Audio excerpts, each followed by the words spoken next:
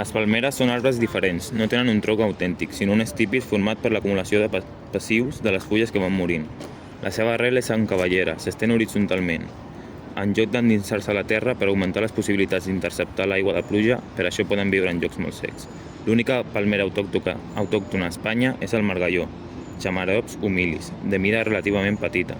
A Catalunya creix de forma espontània fins al massís del Garraf, tot i que la podem trobar més al nord, als parcs i jardins. La palmera més plantada era la canària, Phoenix canierensis, actualment amenaçada per la plaga del morrut, un escarbat que alimenta les seves larves amb les fibres dels estípits i en provoca la mort, com en el poema de Blanca Nualart. Testimonis muts d'infantesses i jocs, de rialles i somnis lliures. Els arbres també es vinclen sota el jou implacable del temps.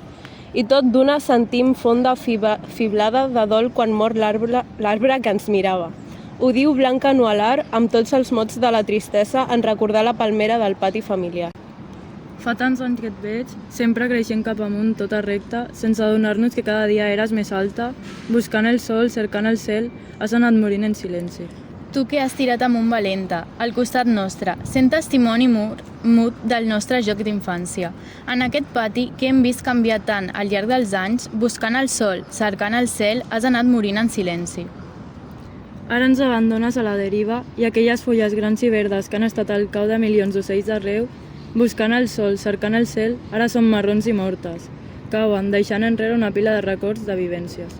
Palmera, plorarem la teva mort, perquè has estat icona en les nostres vides, i quan mirem aquell racó del pati, segur sentirem un cuc dins nostre que ens dirà: aquí s'alçava la palmera de Can Nualart, arbre monumental inclòs en el catàleg d'arbres més importants del poble, que va ser el símbol familiar de les diferents generacions que van viure, créixer i morir a la casa.